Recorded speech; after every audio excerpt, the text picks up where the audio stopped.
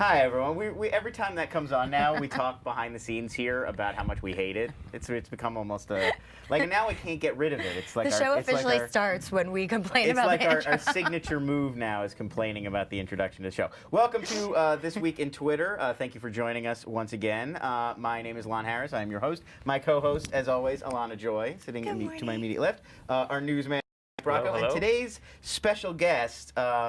What a story. I'm going to bring up this LA Weekly article and we'll dump it into the chat room. You really should just read that because I can't possibly summarize. It would take the whole show. The guy's got a sort of a fascinating backstory. Used to be sort of, they call you the spiritual guru to Perry Farrell, which is an interesting title. You have to unpack that for us a little bit.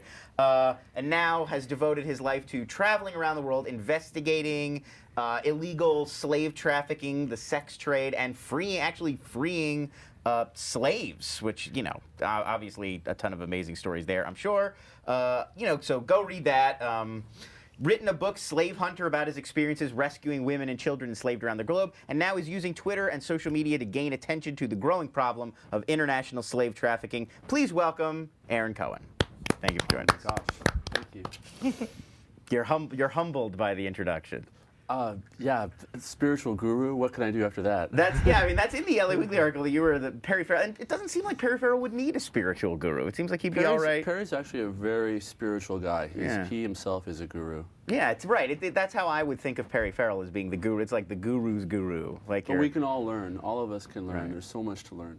Every guru needs a guru. Right, like the Maharishi and John Lennon. It's like the guru's guru. The guru behind the guru, exactly. Or whatever. And now I'm saying the word. I'm now saying the word guru too much. It's getting ridiculous. So let's jump right into the show. Just Aaron, in case you don't watch every week, which I can't fathom, but let's say for the sake of argument, we do like the Twitter tool of the week, where the way to use Twitter. I do a little tip of the week, and then we'll jump in and talk to you and get some questions going and take questions from the chat room because I'm sure people are interested. So Mike, what is our tool of the week this week? The week is Listorious. Listorious.com. And this is basically a site that aggregates Twitter lists. Very popular, obviously, before Twitter rolled out the list feature. Right. But since then, they've still proven to have value by basically creating a directory for lists. So if you go there, you can go to see some of the top lists. It's a great way if you're new to Twitter or you just want to find people maybe outside your graph that you've been interacting with. It's a great way to find new people and follow some great lists. Robert Scoble kind of tops these charts with his lists. He tends to make a lot of lists, it seems like. But it's a really useful place to find new people to follow. So I use it all the time. Yeah, that seems helpful. And finding new, interesting people can be tough because a lot of the time you get a little closed off. It's just people who are replying to you and you follow them. I'm thinking about that lately. But that's not necessarily the best way to see everything that's going on out there. How do we broaden the scope, you know? Because I have a great network of people on my tweet stream. And when I have a question or I need a resource, they're there and they're great. But yeah, I want to expand it, and I'm trying to figure out. And I used to, when I do research for the show and I'm searching Twitter for all kinds of like different topics, I'm realizing how much is out there that I'm not seeing. It's very much almost becoming like life, where you get your little social circle and you get the people around you and you sort of get blinders on that there are these whole other experiences going on everywhere else. So this is an interesting way you could pick a topic and be like, well, who are the top people tweeting about food? Because maybe I'm not following any of them, and then jump in that way. Yeah, it's great too, especially with all the clients now support Twitter lists. So you can easily just toggle back and forth between these groups and, as you said, sort of get outside maybe your normal scope of followers. How do you find new people to follow, or do you worry about that?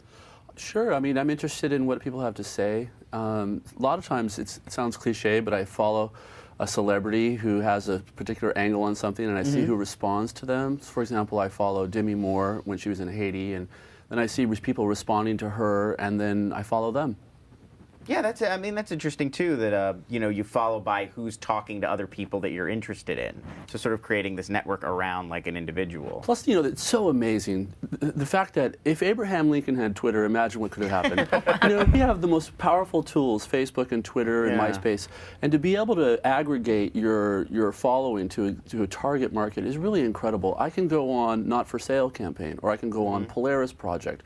I could go on Global Guardian, and I can begin to follow the people who are interested in human trafficking on those sites. So it gives me the ability to target my audience, and I think that's a very powerful tool. Yeah, no, that's really interesting, and sort of organizing it around a cause or an effort gives you yet another window into sort of people you probably would not have encountered otherwise, but you share an interest in this one sort of thing. You know, I got in trouble for live tweeting when we were doing investigations, and we started to live tweet a couple of years ago in Cambodia and Mexico, and people would follow and become glued to the investigation. Yeah. And I began to realize, wow, there's a lot of people out there that are very interested in our work, and if I can be careful about how we present it in the field, then we could really raise awareness and bring people into what I call real-time charity. Real-time charity is where you can actually see the activist in the field doing their work, and you can contribute to that activism right now, real time. And I think that's a brand new thing in the world that Twitter gives us. Well, that's fascinating, and it's really like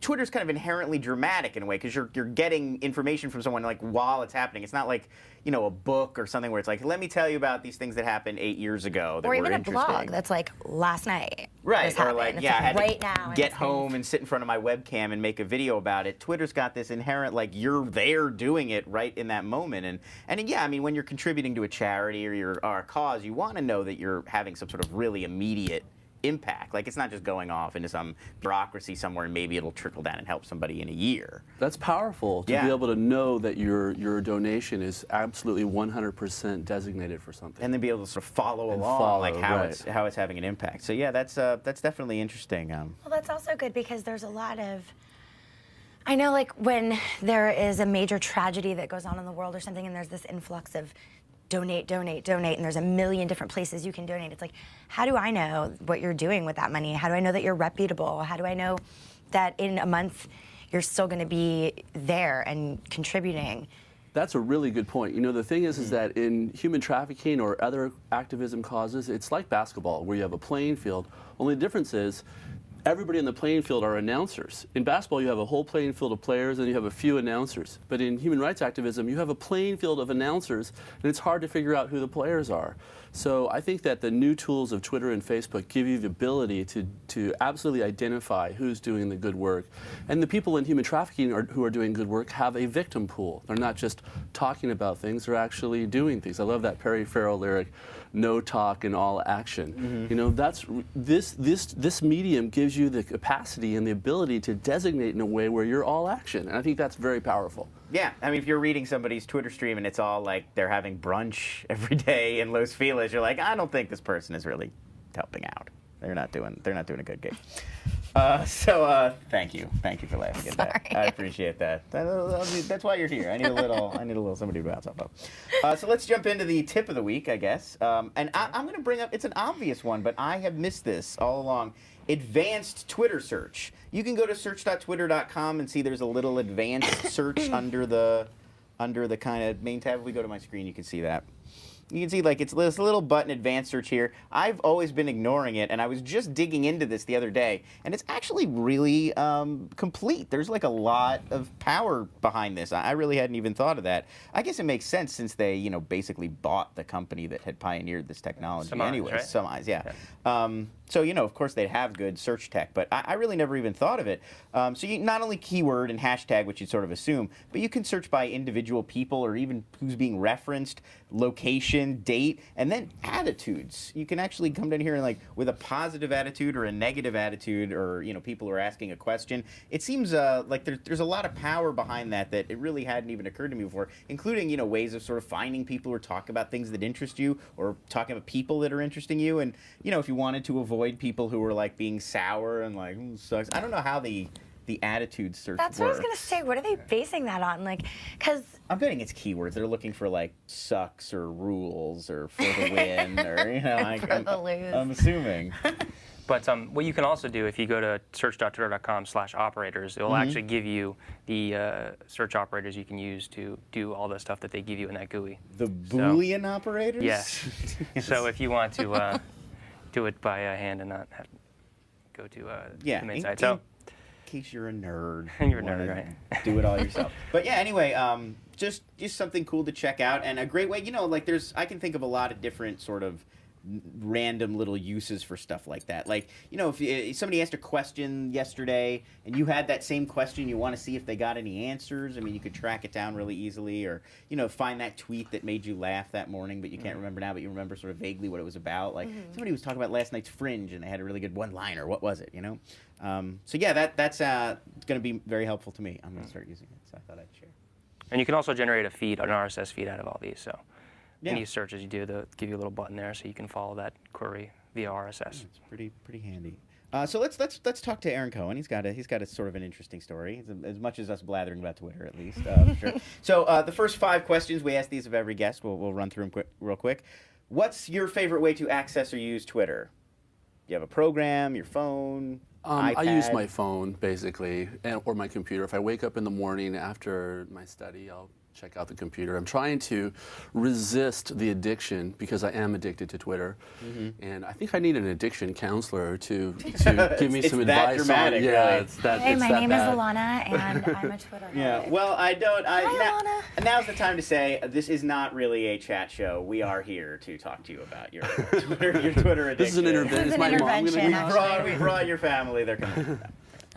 So do you have a program that you particularly like? I like the TWiTwi, you know, the TWiTwi. Which is what I'm using right now on my iPhone, actually, to follow people. On your who are, iPhone, exactly. My iPad, my extra large. You're right. It's early. Yeah, my extra large quadruple size iPhone. So it's actually really awesome on the iPad.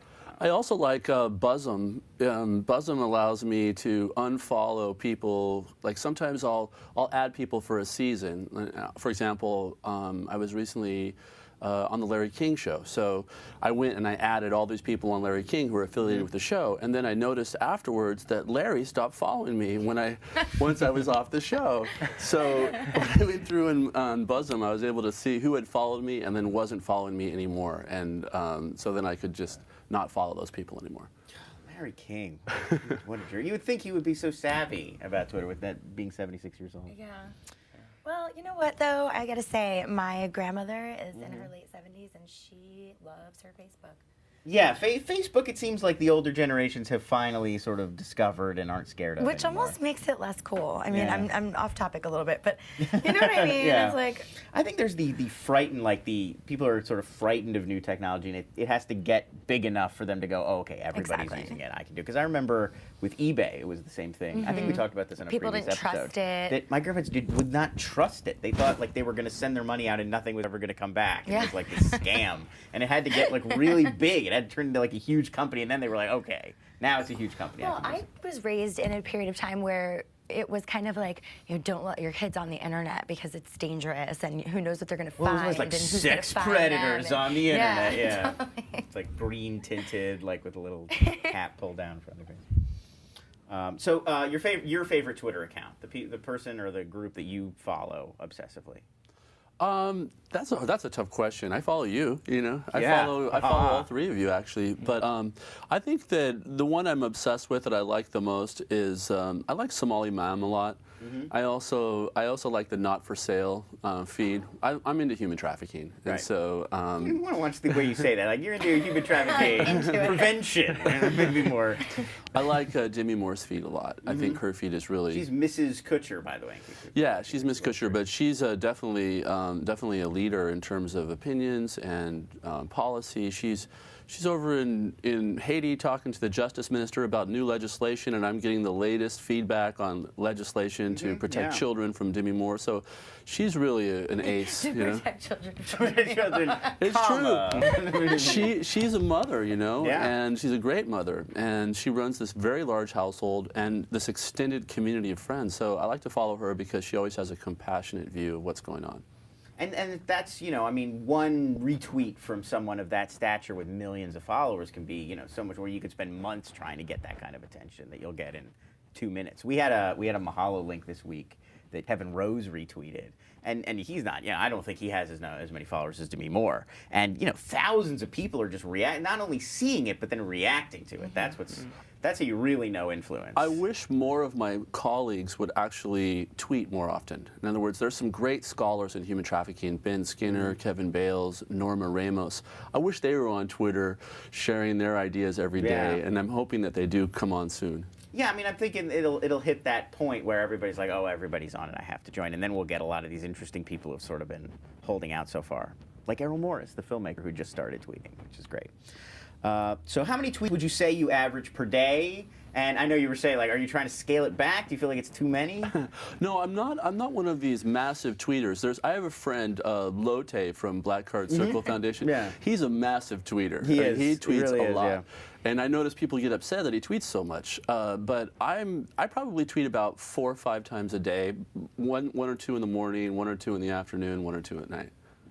And that's basically it. I try to be brief and just right to the point, and I do a combination of what I'm interested in articles on human trafficking, Israel, geopolitical clash of societies with Iran, and then some flavor with rock and roll and whoever. I'm interested in Matt Sorum, the drummer from Guns N' Roses. He has a lot going on, and he's writing music for activism. And and my other friend Lanny, who's a producer, and my friend Jamie Mitchell, who's also a producer. So I follow a lot of the musical producers to see who's doing what in music. And we have this new thing we're doing called I Am Free, which is a sort of a song concept we're going to do with some great musicians. I Am Free, and I'm excited about that. I'm obsessed with it, actually. I watch to see who's doing what on I Am Free.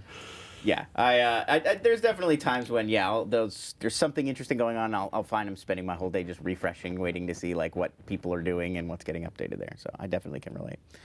Let's see, retweets. You like the retweet feature? You hate the retweet feature? I notice you use it a lot. I use the retweet feature. The drawback of the retweet feature is this. If I retweet something, the people who then take it off 4 or 5 generations away aren't exposed to the fact that I did it. You sort of lose credit for the retweet. Right. That's the drawback. But the good thing is it gives you the ability to showcase somebody.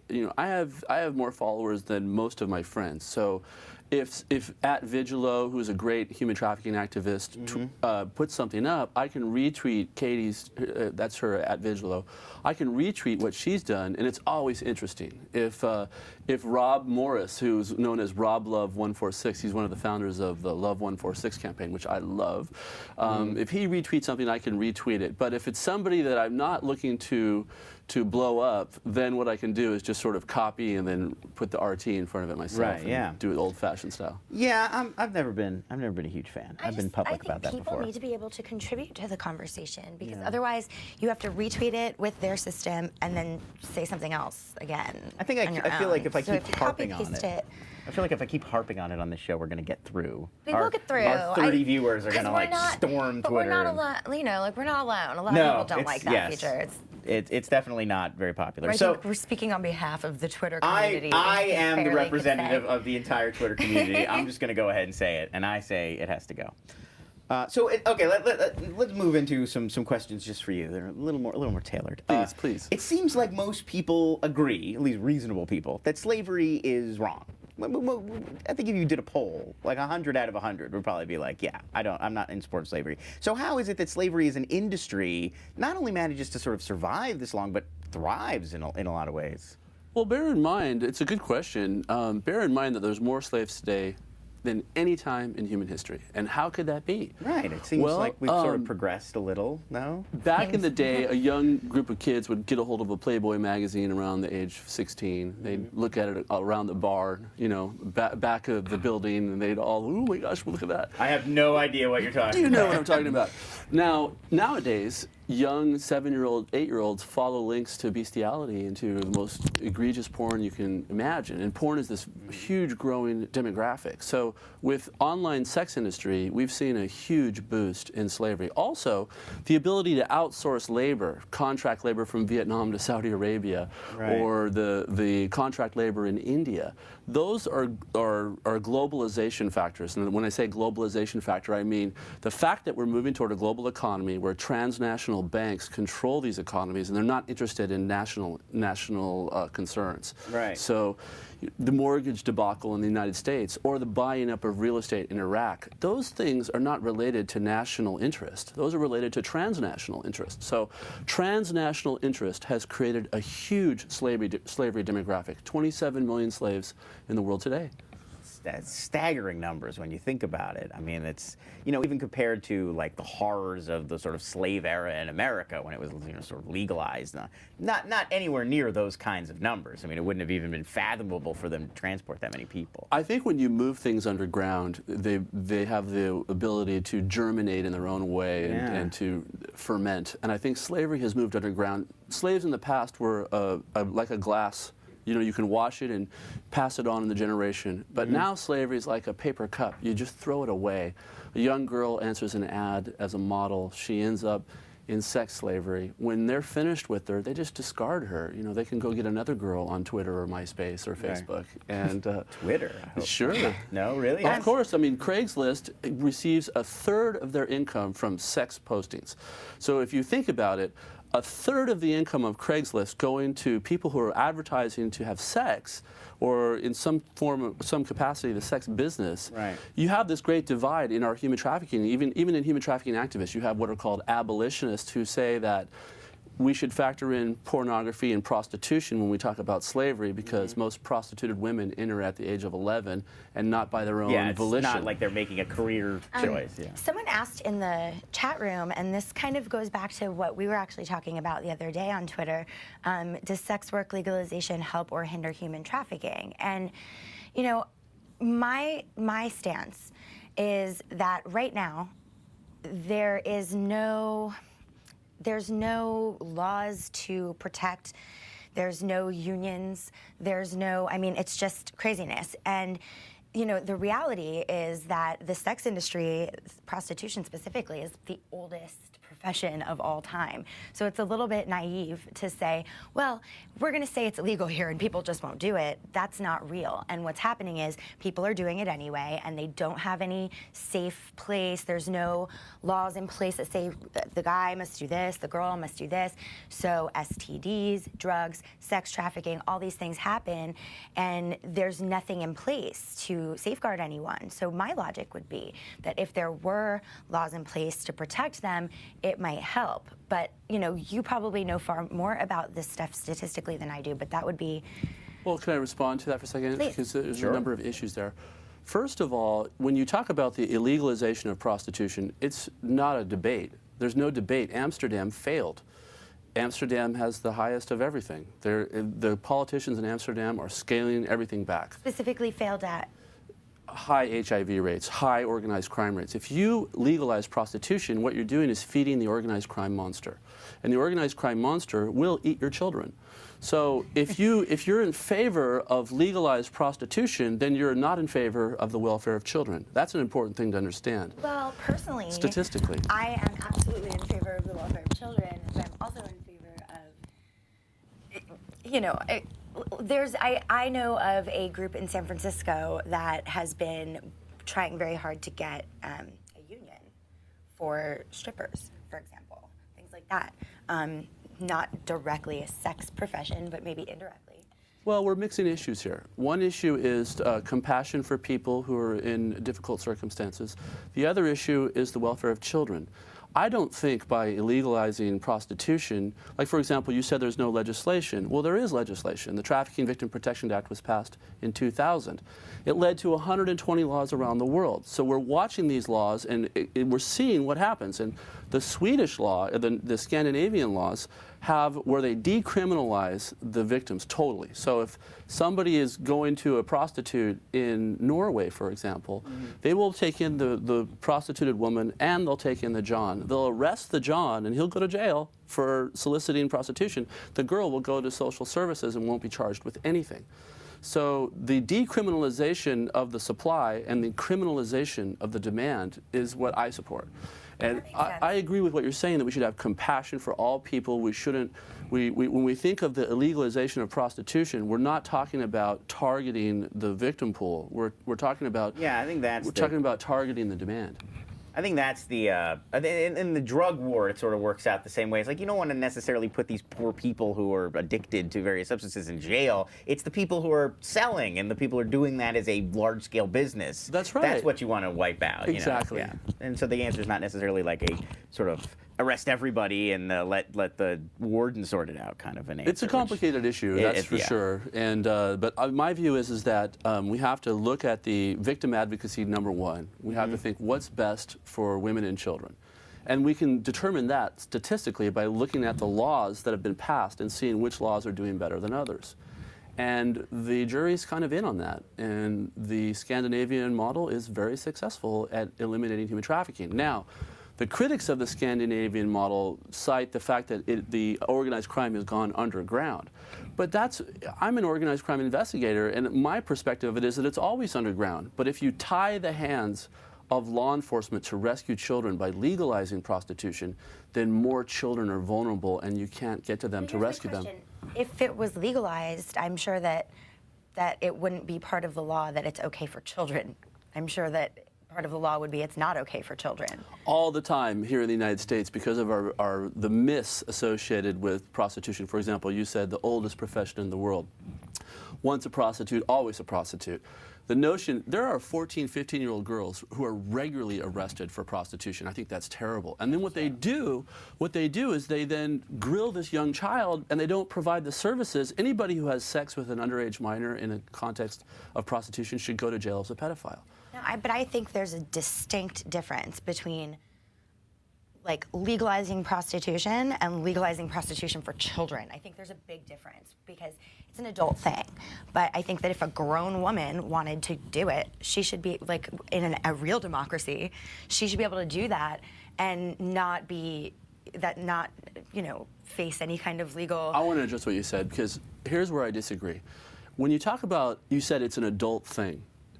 The facts are that most prostituted women enter at 11 or 12 years old and not by their own choice. Then they're stuck in a place, so they didn't make an adult choice.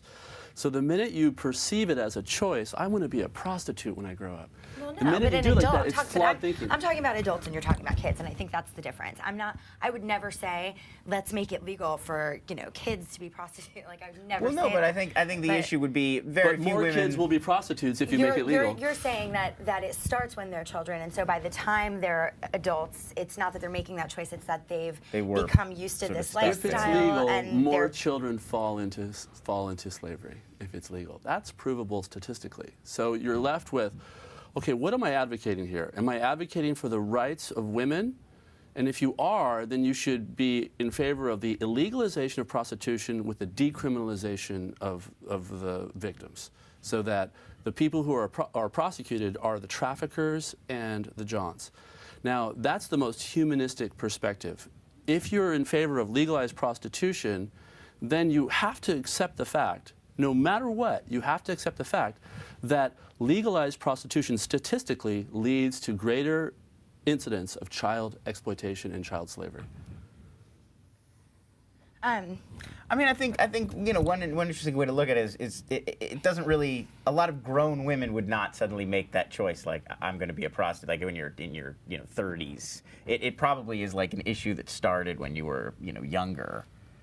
I mean, I would have to really, I would have to do more homework to, like, really I mean, really know. It's an interesting, but complicated I mean, subject. you know, like, for example, our drug war in this country is a joke. It's non-existent. It's a way for our government to take lots and lots of money from us, and my opinion, of course. But not in my opinion. I mean, even if you look at statistics, like, our drug war in this country has done really not very much at all to change the statistics from what they were before. So I just have to wonder how successful things like that are, and I'm kind of comparing it in the sense because it's another kind of war. But, you know, again, in my logic, I really do think that with laws in place, with unions in place, with things like that in place, there would be some sort of healthcare, there would be some sort of social service type of, you know, thing to maybe talk to these women and find out, like, are you, you know, happy and healthy and just going, look, it's my life and it's what I want to do, or are you a victim and someone who maybe dealt with some things in their childhood, or... Alana, we have that in Amsterdam. Mm-hmm. And Amsterdam shows that if you put the facade of helping women up and legalize it, what happens is it still goes under. I'm not talking about a facade, I'm talking about actually doing it. They actually did it in Amsterdam, and what happened was the whole thing still went underground. It went underground because you're feeding a monster, and the monster is preying on the most profitable business. And the most profitable business is barely legal or not legal at all. So if you feed that monster, it's still going to move its underage sex trafficking underground, and then the people, any beautiful women in the context, will be moved underground too, because it's a lot better not to share the earnings with a woman if you can control them. And what happens in Amsterdam is a fact. So, I mean, I understand your perspective, and it's probably the perspective I had too when I first addressed this issue. Evolve what Amsterdam was doing, and maybe improve and take their model and kind of go, okay, here's what was successful and here's what wasn't. Let's take the things that weren't and figure out ways to improve them instead of just maybe sweeping that whole aspect off the table. Well, they're not sweeping it out. They're looking at it statistically, and they're comparing Amsterdam with Sweden. And you look at the statistics, and Sweden wins. So they're not going to take the failed model and make it better. They're going to adopt the successful model, the Swedish model. I think I would dare to say that within the next 10, 15 years, we are going to see the illegalization of prostitution around the whole world. That doesn't mean we're going to try to wipe out prostitution. I don't think it'll ever go away. No, I don't think we're ever getting rid of it entirely. I mean, unless we get rid of, like, poverty. Right, but what we can do is try to protect children and give the tools to the rescuers to be able to rescue the kids. And I'm in favor of giving the rescuers the tools. In the chat room, they're asking about a lot of these stats, so we'll have to look it up after the show and get some of these links if you have anything to send me. Yeah, if you Google Amsterdam prostitution legal statistics or analysis, there's a whole slew of articles. It's a big political debate in Amsterdam right now, and some people cite false statistics. They'll compare the demographics. For example, the retractors of what I'm saying will compare the murder rate in Compton with the murder rate in Amsterdam, and they'll say, look, the murder rate's so much bigger in Compton. What are you saying? But if you do apples and oranges. Yeah, it's apples and oranges. So, but anyways, what do I know? I'm just a guy that goes and looks for kids lost in slavery, and where prostitution is legal, it's a lot harder to do it. It's really hard. Are you actually like finding an individual child and finding out their story and going into the place and physically? I've seen this on like documentaries and stuff that like different areas of law enforcement that do that in our country, and it was really disturbing. Actually, there was a series of massage parlors that were fronts, but it turned out that it wasn't even a front for prostitution. It was a front for prostituting people who were sex slaves. And it was devastating. This was, I believe, in San Francisco. This was in I mean, I just did a CNN piece a couple months ago where we find underage victims, and we leave some behind in slavery because we can't get because prostitution is legal, and this girl happens to be 14. She's left behind, and but even if it's legal, if she's 14, she's but she child. can cite false documents that say she's 19. So if it's legal and there's a debt and she's clearly a human trafficking victim, then you got to leave her behind in slavery, and that's what we did. But the thing is that we have investigations going on in Houston, we have investigations going on in the United States, and the Hurricane Katrina that happened really devastated the organized crime groups that were centered out of New Orleans, and that whole business moved to Houston, Texas. So now if you see the body count in Juarez, Mexico, that's an indicator. It's a big omen for our country because there's a war going on between the organized crime families over the U.S. market for drugs, girls, and arms. Arms go from the U.S. into Mexico. The girls and the drugs come the other way. Wow. So switching gears just a little. Things back on track like the with most the Twitter intense show. topic I think we've ever had. This is well, we never had a real political debate on the show before. It's very interesting, and this is a fascinating. One thing I have to bring up. I was shocked in the article that I mentioned about you to read about an Egyptian slave living in Irvine, which is where I grew up. That's my hometown in Orange County. So how large scale is this in America, and why isn't this? You would think that would be like front page news every day. Like there's lots of sex slaves living in your little sleepy town in Orange County. The conservative statisticians say that there's 18,000 brought into the United States a year. I think it's more than that. We know that 1 million kids are trafficked across international borders. And domestic servitude is something that is largely unreported. I think it's much more pervasive than people realize. Yeah, I mean that just blew my mind because I don't think of where I grew up. It's very suburban. It's sort of upper middle class. You don't think of this as being like a hotbed.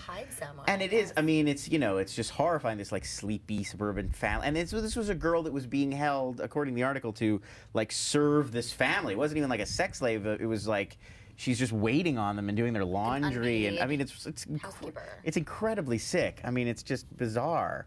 And to think that that's going on, every day in the U.S. and just like under everybody's nose is just unfathomable.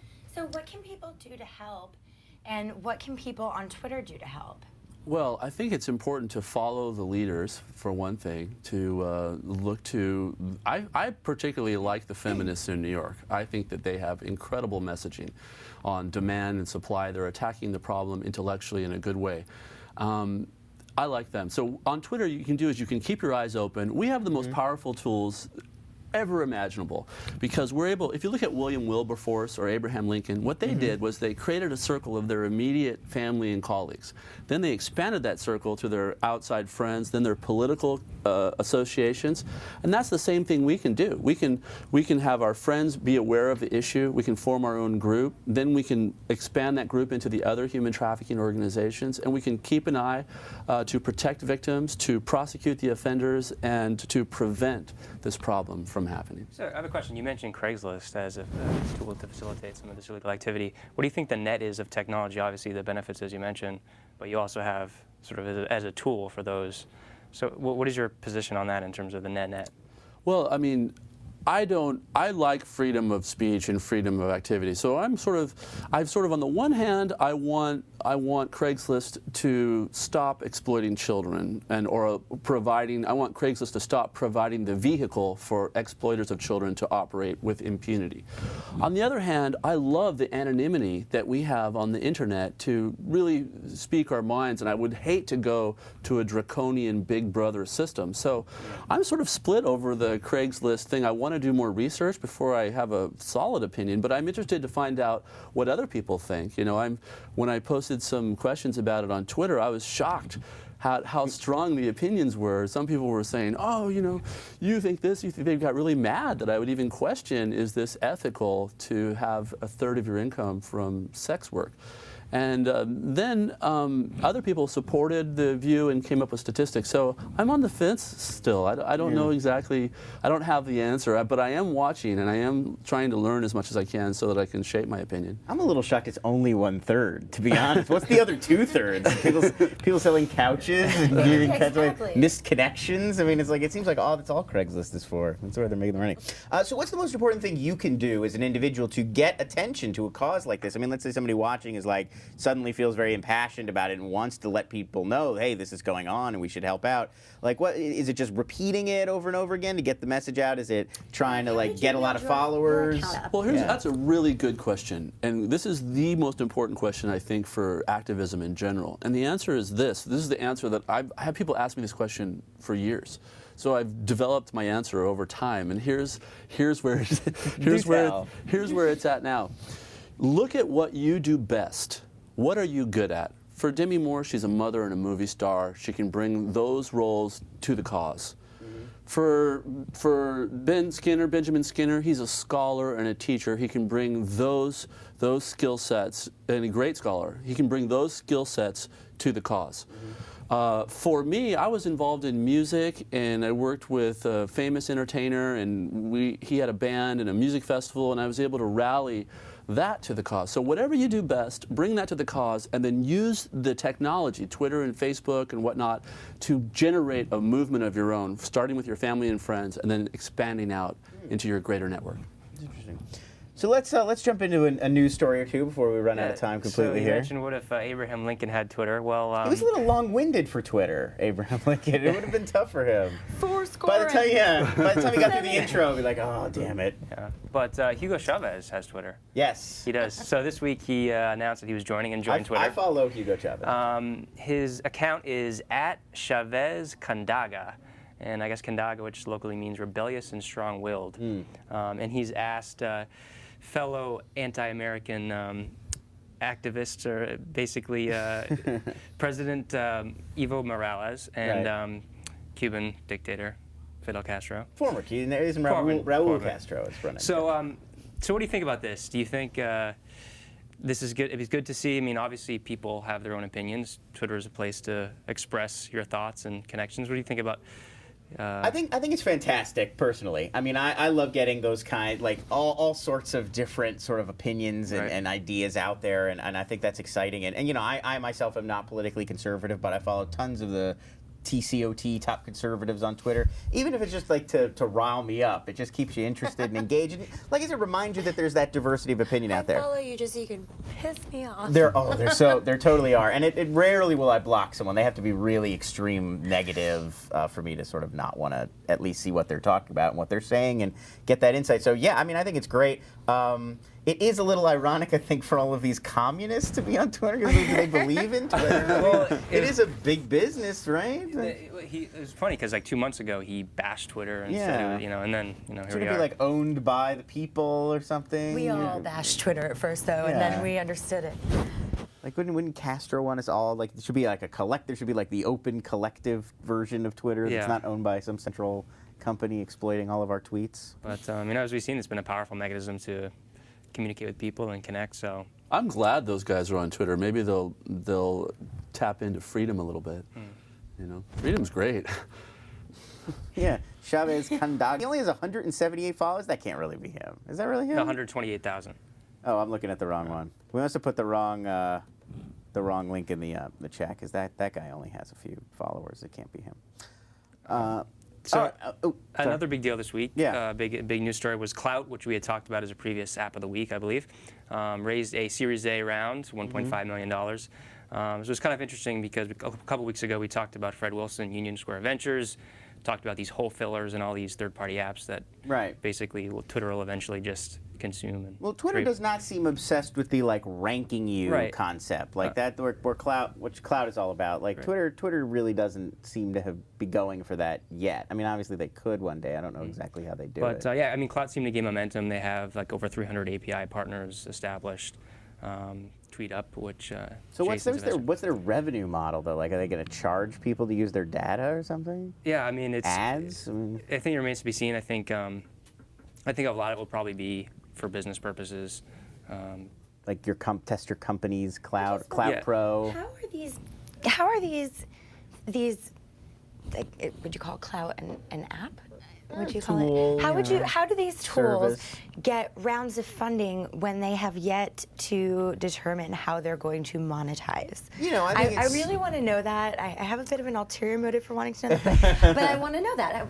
You know, I mean, I think that there's some definitely of these sort of applications or whatever have taken off, and I guess like Twitter itself could have been considered a few years ago like a sort of a tool or a service that nobody figured out how it was going to make money. And if you got in on that, then you've probably already made a decent-sized profit. And one day, you know, when Twitter figures out promoted tweets, you'd be, you know, rolling in it. So I think it's always about, like, people, you know, there's a large sort of consensus out there that it's just the momentum of the business and the people involved in the business is a good indicator of one day it'll have potential, more so than having, like, there's so many business model.